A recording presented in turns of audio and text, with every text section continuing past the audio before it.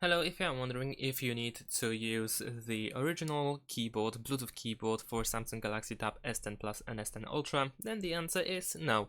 If you have anything else that is a Bluetooth keyboard, then essentially you can pretty much connect it with your Galaxy Tab S10 Plus and S10 Ultra. And in order to make it work, you pretty much have to enter the pairing mode for the keyboard, which of course may vary depending on the keyboard itself. Once you turn it on, you can go to the settings.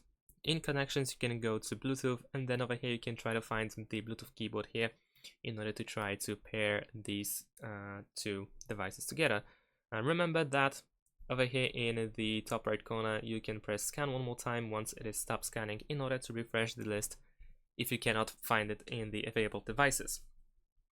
And just to prove it, of course, I can open, for instance, Notes, and I can start typing anything I want. As you can see, it works pretty fine. There is no issues with the keyboard at all, so you don't really need to spend more money for the original keyboard or something like that. You can get a replacement or an alternative keyboard, essentially. So that's pretty much it. Thanks for watching, leave a like and subscribe to my channel, and see you in my next videos. Bye!